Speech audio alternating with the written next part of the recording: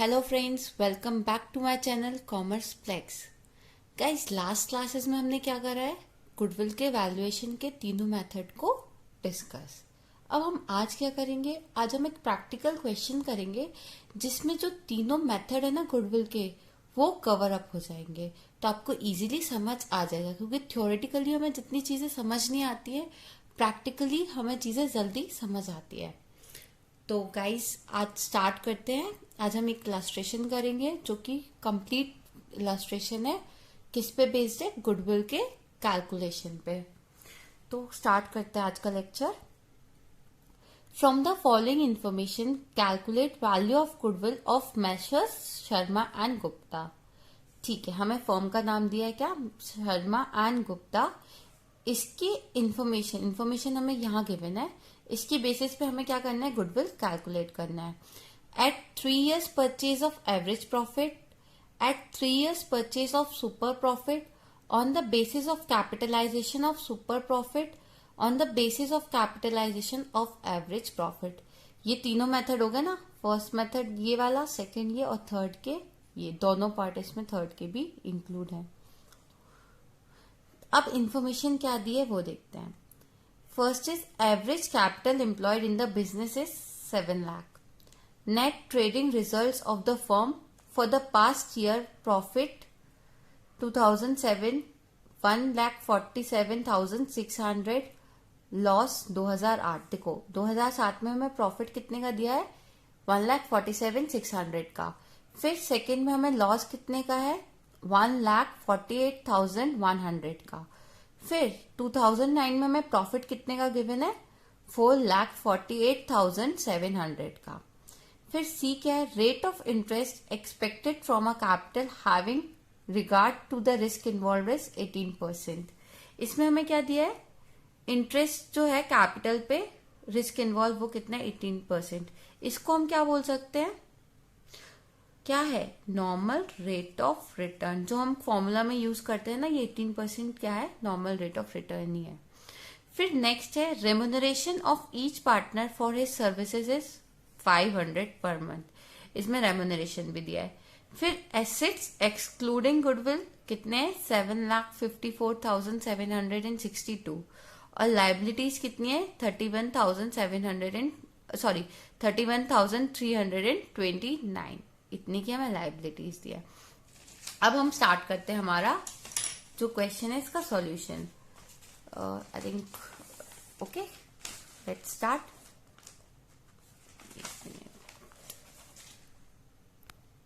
जो क्वेश्चन है ना, वो मैं आपको फोटो डिस्क्रिप्शन बॉक्स में सेंड कर दूंगी, तो आप वहां से इसको चेक कर लेना, क्वेश्चन को डाउनलोड भी कर लेना और फिर सॉल्यूशन भी ट्राई करना। तो अभी स्टार्ट करते हैं।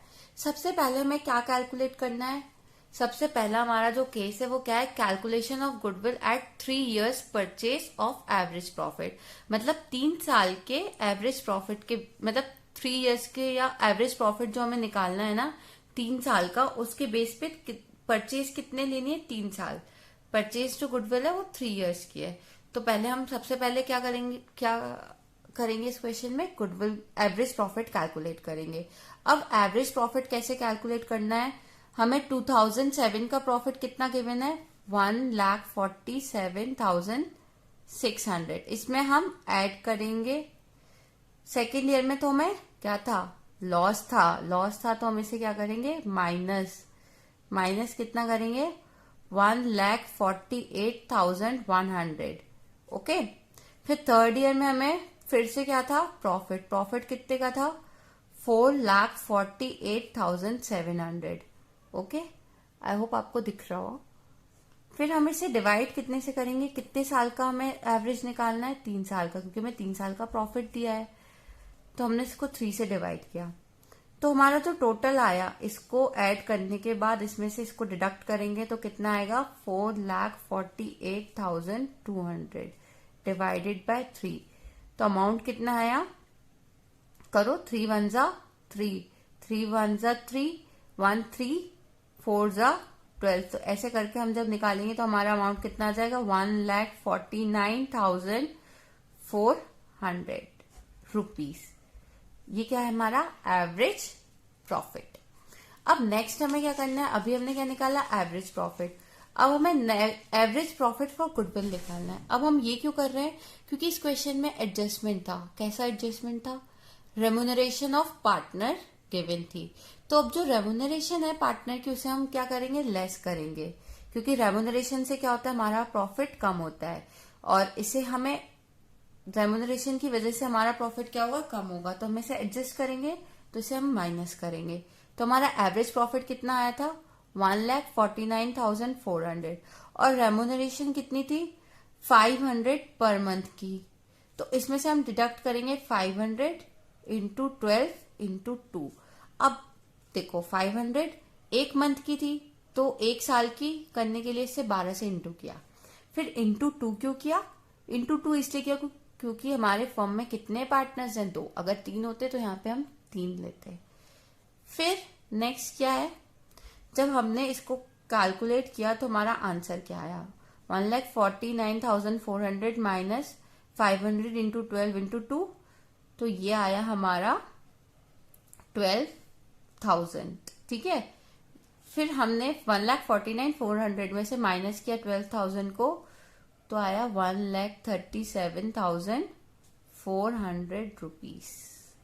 ये क्या आई हमारी एवरेज प्रॉफिट फॉर गुडविल, मतलब वो प्रॉफिट जो हमें गुडविल के कैलकुलेशन में चाहिए, तो वो कितना है, 1,37,400। अब हमें नेक्स्ट क्या करना है, जो हमारा एवरेज प्रॉफिट आया ना 1,37,400, इसमें हम फॉर्मूला अप्लाई करते हैं। फॉर्मूला क्या होता है एवरेज प्रॉफिट से कैलकुलेट करने का, जो हमने एवरेज प्रॉफिट कैलकुलेट किया उसमें हमें इंटू क्या करना है, number of years of purchase.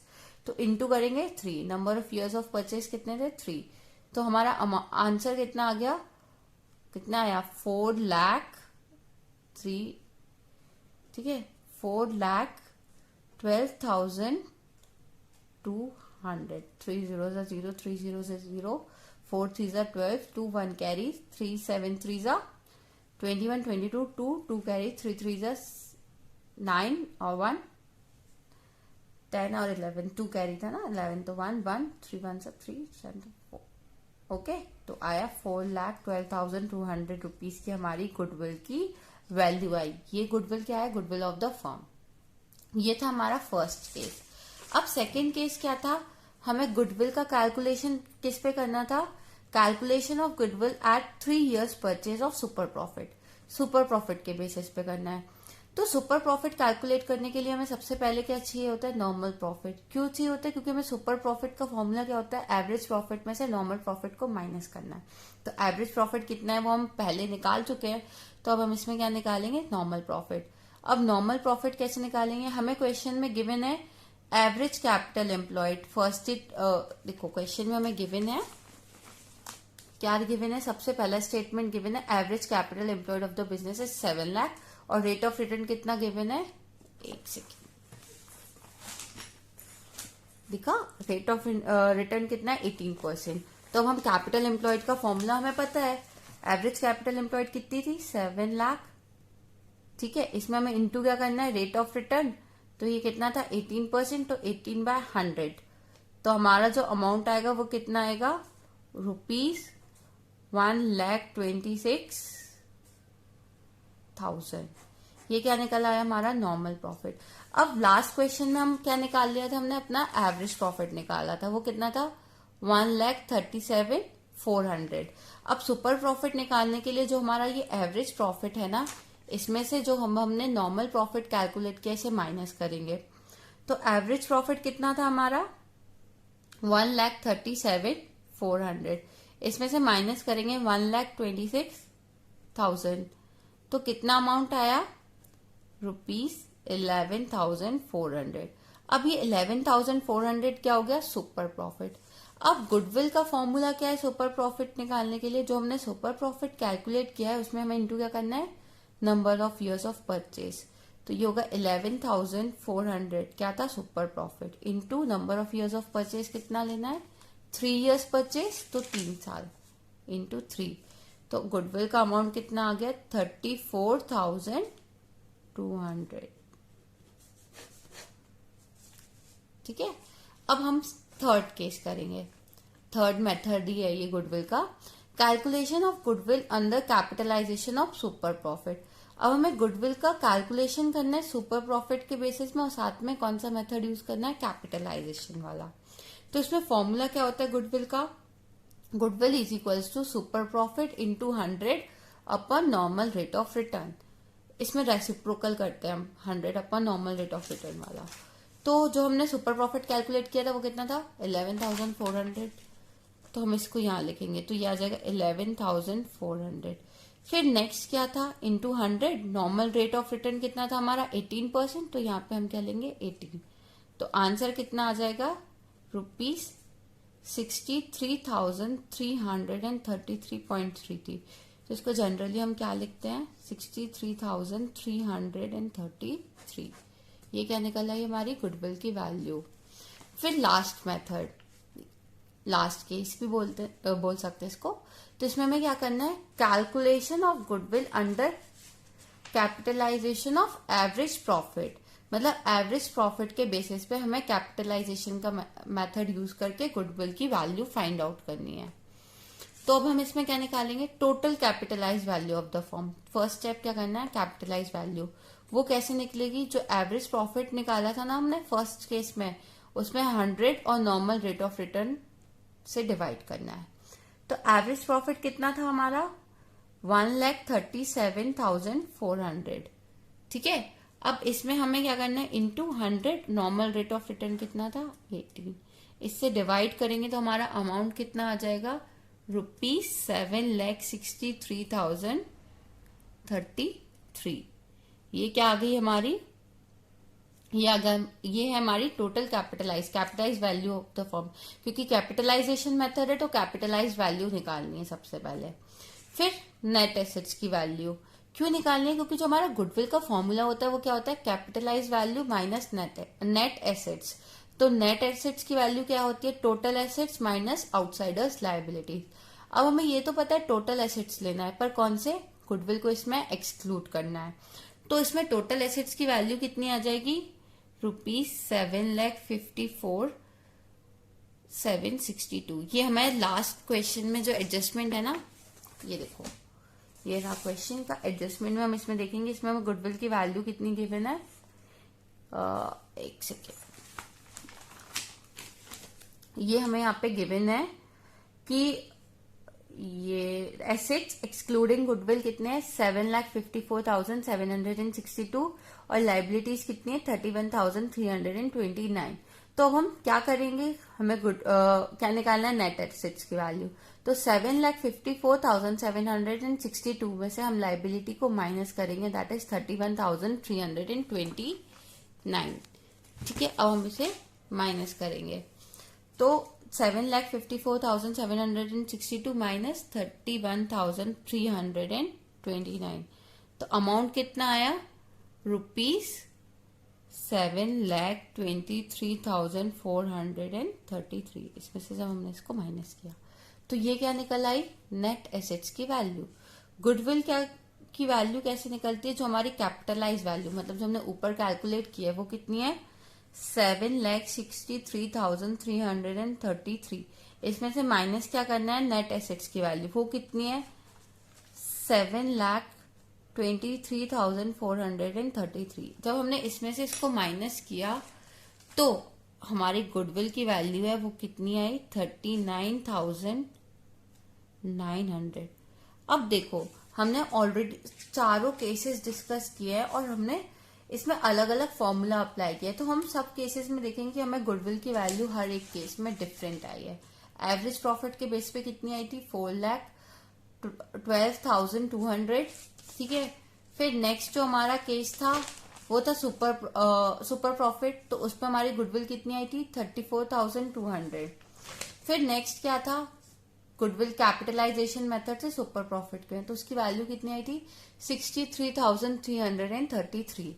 फिर लास्ट जो केस था उसमें हमारी कितनी वैल्यू आई, 39,900। तो इसमें फॉर्मूला बहुत मैटर करता है।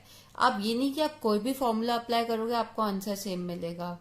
हमें क्वेश्चन में देखना है कि हमसे किस फॉर्मूले पे पूछा गया है कि हमें गुडविल कैसे कैलकुलेट करनी है, किस मेथड के थ्रू, और उसी मेथड के अकॉर्डिंग हमें गुडविल की वैल्यू को कंप्यूट करना है, अदरवाइज आपका आंसर सेम नहीं आएगा। ठीक है, ये लेक्चर मैंने इसलिए रखा जिससे आपको इजीली समझ आए कि क्वेश्चंस गुडविल के कैसे आते हैं, और आप इजीली जो भी क्वेश्चंस है उससे गुडविल का कैलकुलेशन सीख जाओ।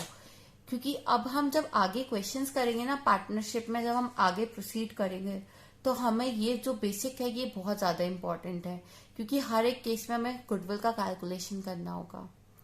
तो बेटर है कि आप इसे अभी अच्छे से सीखें। आई होप आपको लेक्चर समझ आया हो, आपको वैल्यूएशन ऑफ गुडविल चैप्टर समझ आया हो। अब नेक्स्ट क्लास से हम एक नया चैप्टर स्टार्ट करेंगे। ठीक है, वो होगा changing in the profit sharing ratio. जब पार्टनर्स के बीच में प्रॉफिट शेयरिंग रेशियो चेंज होता है तो उस केसेस में हम एंट्रीज क्या पास करते हैं या अकाउंटिंग ट्रीटमेंट क्या होता है, लास्ट क्लासेस में हम वो देखेंगे।